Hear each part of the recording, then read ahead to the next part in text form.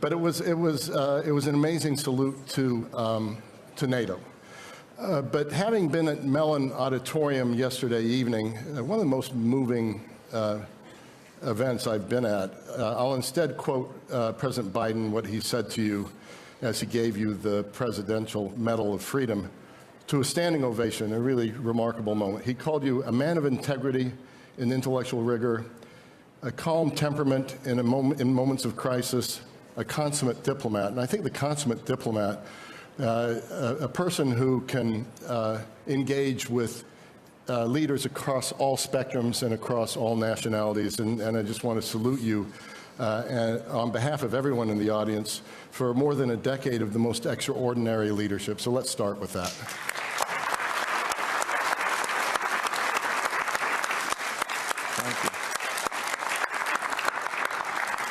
So we at the Atlantic Council gave you our highest honor, the Atlantic Council Distinguished Leadership Award in 2017, and I consider that visionary. We knew you'd already accomplished a lot in your life, and I won't go through it all. You know, Prime Minister of Norway, all the things you've done for NATO and at NATO in terms of strengthening its defense, strengthening the defense spending, and I think it would take too long to go on that, and you're a humble man, and I don't think you would even want that. So I'm going to go right into the questions. You laid out 3 goals for this summit: increasing support for Ukraine for the long haul, reinforcing collective defense, and deepening global partnerships. I'm sure they're all important, but for this week, what do you consider most crucial? I will answer that in a moment, but let me first say that it's great to be here, to be at the public forum, and many thanks to you, Fred, and also many thanks to all those who have organized and are making this event possible, because this is an important part of the summit, the public outreach, which this public forum is a very important part of. Then, thank you for your kind words. It has actually been a great privilege serving as Secretary General of NATO for 10 years. And I see around in the audience here, there are many people who have helped me, supported me. So many thanks to all of you for your advice, your help, and support throughout these years. Then, on throwing the first pitch, that is the most difficult task I ever committed as Secretary General of NATO.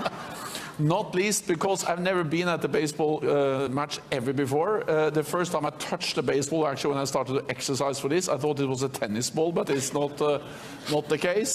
So it was a very steep learning curve, and I think my future is not in baseball. I think my future is in something else. I was going to say in the introduction that it showed that NATO always sets lofty targets. Yeah. And we have to adapt to the challenges. Yeah. Then, of course, this summit, it's of course a summit where we're going to celebrate the 75th anniversary of the strongest, most successful alliance in history. But the only way to truly celebrate that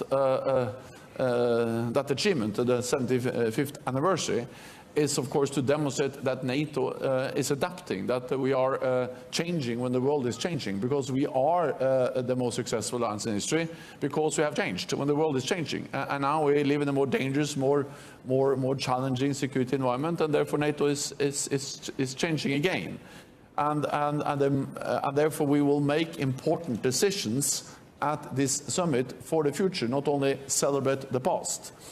And there are three main issues: is deterrence and defense, is our partnership with our Asia-Pacific partners. But of course, the most urgent, the most critical task at this summit will be everything we will do and decide on Ukraine, because this is really the time where we are tested. If we want to stand up for democracy and freedom, it's now, and the place is Ukraine. I expect that the NATO leaders will agree a substantial package for Ukraine. There are fundamentally 5 elements in that package. One is that we will establish a NATO command for Ukraine to facilitate and ensure training and delivery of security assistance to Ukraine. It will be 700 personnel. Will take over much of what the US have done so far in leading the coordination of security assistance and training. It will be a command in Wiesbaden in Germany, but also with logistical nodes or hubs in the eastern part of the alliance, to ensure that we have a more institutionalized framework for our support to Ukraine. Then it will be a long-term pledge to support Ukraine, not least to send the message to President Putin that he cannot wait us out. Because the paradox is that the stronger and the more we are committed for a long term to support Ukraine, the sooner this war can end. So that's the thing we have to do. Then we will have, and we have already seen some new announcements of military immediate support with the air defense systems, with F-16s and all the things that allies have and will announce. We have the bilateral, that's the third, also the announcement of more military aid. Then we have the bilateral security agreements, 20 agreed between NATO allies and Ukraine. And then the fifth element of the package for Ukraine will be more interoperability. We will have a new joint training and evaluation center in Budgorz in Poland.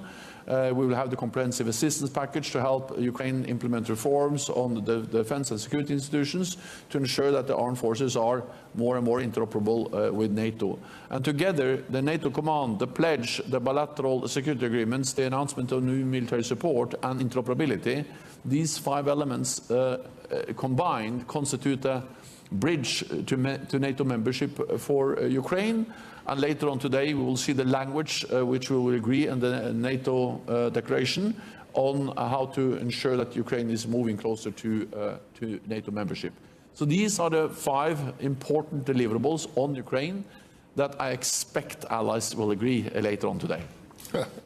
Not to press you on what's actually going to be in the document, because of course you can't reveal that, but we saw at the Vilnius summit, hearing it again in Washington, that allies closer to Russia or more eager to provide NATO membership sooner for Ukraine. And no doubt the bridge and all the elements of the bridge are pretty impressive, including the new command.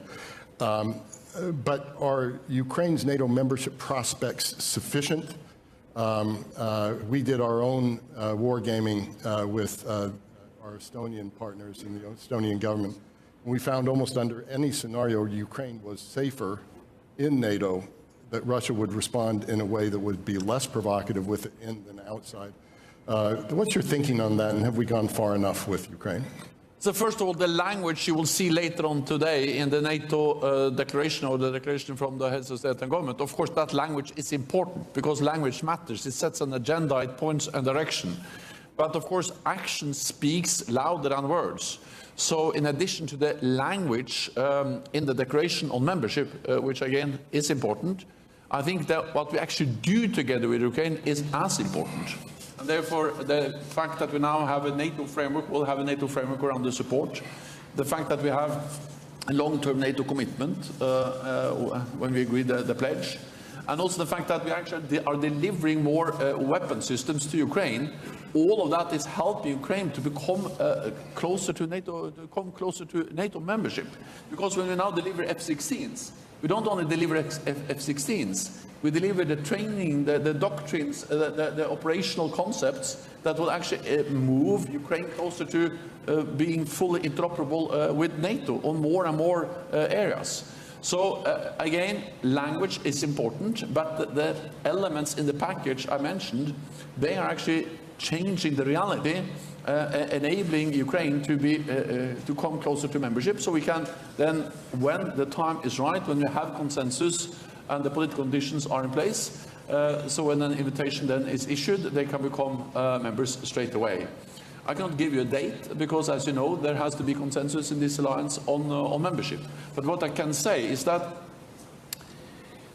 when the fighting stops in Ukraine, we need to ensure that that's really the end. Because what you have seen is a pattern of aggression. First, Russia annexed Crimea, We said that was unacceptable. After some few months, they went into Eastern Donbass. We said that that was unacceptable. Then we had the Minsk I agreement with the delimitation of the ceasefire line. That was violated, and Russia pushed the front lines further east, further west in Donbass in 2014. We had Minsk II, and the Russians waited then for 7 years, and they had a full-scale invasion of Ukraine in 2022, because Minsk II was in 2015. So we have seen a pattern where they've taken slices of Ukraine.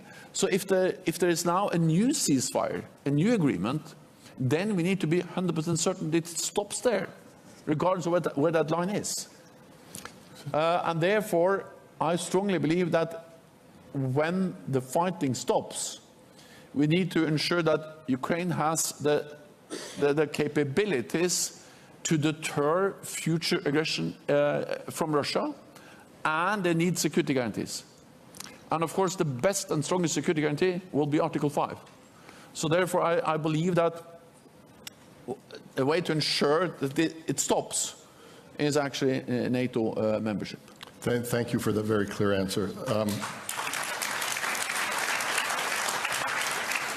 One more brief question on Ukraine, and then we'll move on to Indo-Pacific. In a press conference you had with President Macron a couple of weeks ago, you noted recent gaps and delays and how they've led in funding and weapons and led to battlefield consequences. You said, quote, "We must give Ukraine the predictability and accountability it needs to defend itself." So 2 questions. Is everything you've talked about today that's going to be agreed enough? And secondarily, not just with uncertainties in U.S. politics, which exist, but also uncertainties in European politics, do you worry at all about the sustainability of that support over time? So first of all, you are right that I have referred to, I also did that in Kiev in a meeting with President Zelensky earlier this spring, to the fact that during this winter and the early spring, allies didn't deliver on their promises to Ukraine. We saw the delays in the US, months agreeing a supplemental, but we also saw European allies not being able to deliver the ammunition and the support they have announced. So of course these gaps and these delays in military support to Ukraine, they created a very difficult situation for the Ukrainians on the battlefield. The good news in that difficult situation is that despite of the delays in our support to Ukraine, Ukrainians have actually been able to hold the line, more or less. So the Russians have not been able to utilize these delays in really making any big advantage on the battlefield. Now we are providing more support, and I'm confident that allies will now actually deliver, and we see that, for instance, ammunition moving into Ukraine has been a significant increase over the last weeks. The purpose of a stronger NATO role in providing training and security assistance, the purpose of the command and the purpose of the pledge is, of course, to minimize the risks for future delays and gaps. But of course, you don't have guarantees, because at the end of the day, it has to be support in all the individual allied capitals and parliaments to providing this support. And at the end of the day, you have to go to the Congress, to the parliaments across Europe and Canada to get support. But I believe that when we turn this into something which is more a NATO obligation, a NATO framework, it is the threshold for not delivering will be higher than when it's based on more voluntary ad hoc national announcements. So the purpose of creating a stronger NATO framework is to make the support more robust and more predictable. It's also another part of this NATO framework for the support on the pledge and the command, and that is that it will visualize and ensure burden sharing. Because my impression is that, especially in the United States, there is this perception that the United States is almost alone in delivering support to Ukraine. That's not the case. When you look at military support, roughly 50% of the military support is provided by European allies and Canada. 99% of the support, military support to Ukraine, comes from NATO allies, but 50% of that comes from European allies and Canada. If you add economic, macroeconomic support, humanitarian support, the European allies are providing much more than the United States. So the point with the pledge is to ensure that we have some kind of agreed formulas for burden sharing, that we have more transparency, and also that we have more accountability. Because then we can use NATO to count, to measure, and to ensure that allies deliver. It's not the same, but it's a bit like the 2% pledge. Because the importance with the pledge we made in Wales in 2014 was actually to give NATO a role to enforce and to ensure that allies delivered, and also that we agreed how to count and what to count. And that's also what we now do with the pledge, to agree how to count and what to count, and to give NATO a role to having also accountability. So again, there are no guarantees, but by giving NATO that role, I think the likelihood for allies delivering what they have promised will increase, and the likelihood of new gaps will decrease, and that's the purpose of giving NATO a stronger role. Thank you, Mr. Secretary General. Let's go to China. This 2022 strategic concept, NATO strategic concept, recognized China as a challenge for the first time and the broader rules-based system. You've noted that Russia imports 90% of its microelectronics from China, which goes into military. Secretary Blinken today talked about 70% of machine tools that help the military coming from China. You've also said that if this doesn't change, as they're fueling the greatest armed conflict in Europe since World War II, allies need to impose a cost. Is it time for that? And what cost can NATO and NATO countries actually impose? So first of all, I think it's important that we recognize the reality, and that's the first step towards any action. And that is that not only are Iran and North Korea important when it comes to enabling Russia's war aggression against Ukraine, but China is the main enabler. Because, as you refer to, they are delivering the tools, the dual-use equipment, the microelectronics, everything Russia needs to build the missiles, the bombs, the aircraft, and all the other systems they use against Ukraine. Well, I have said that. It remains to be seen how far allies are willing to go. But I strongly believe that if China continues, they cannot have it both ways.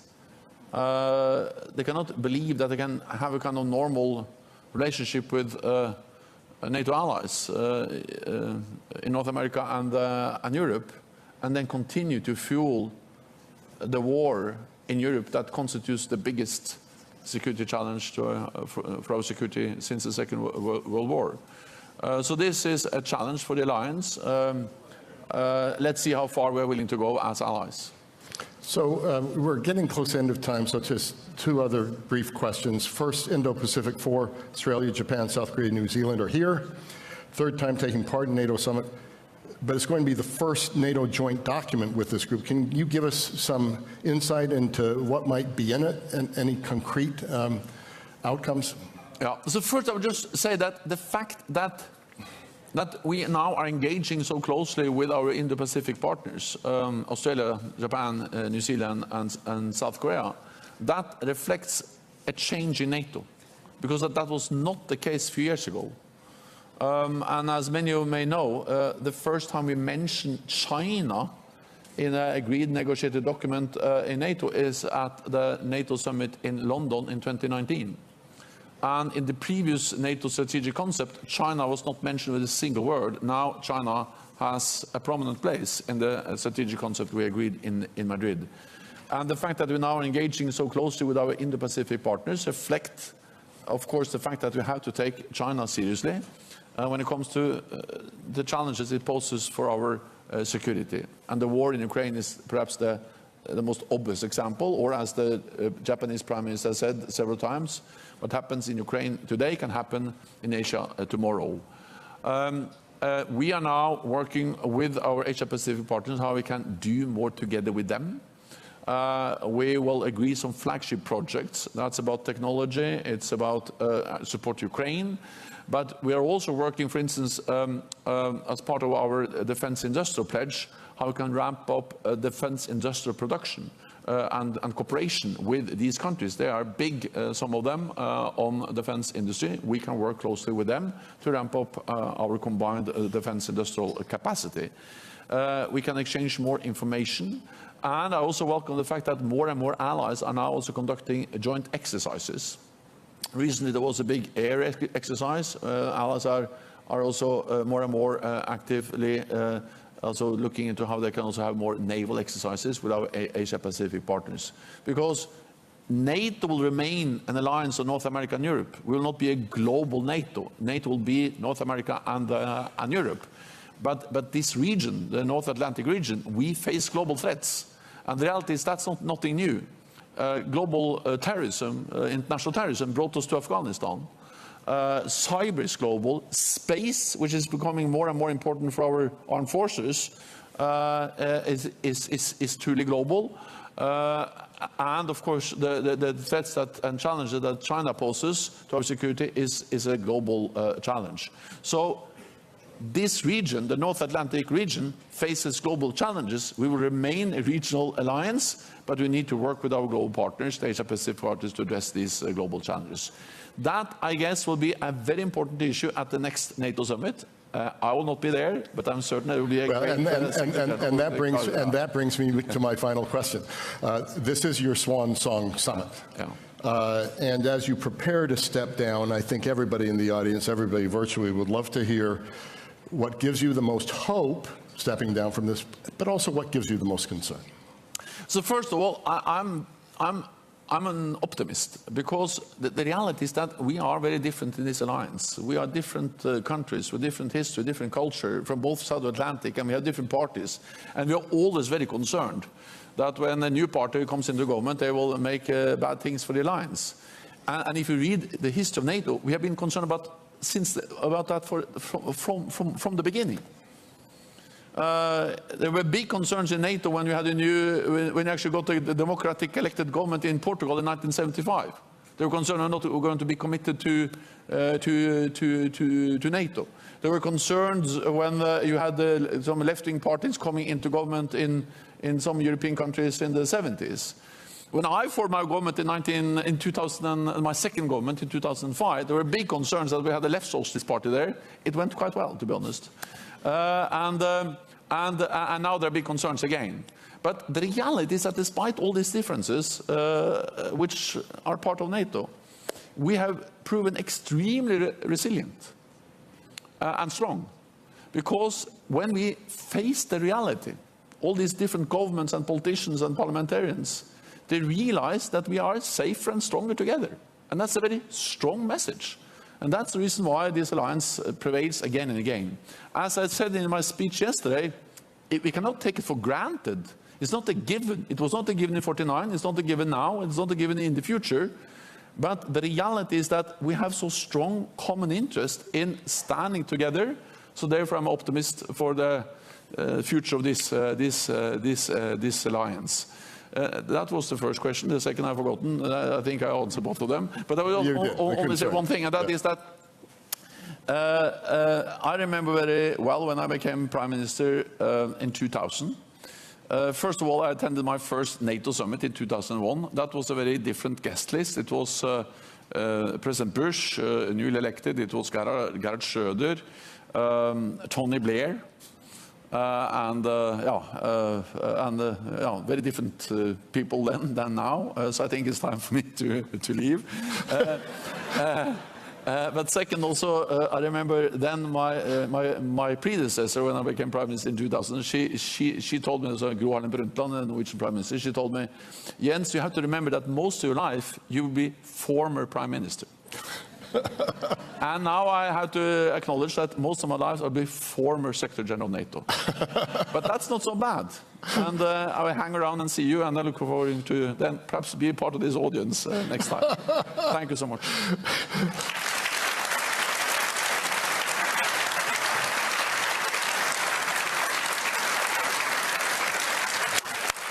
Thank you.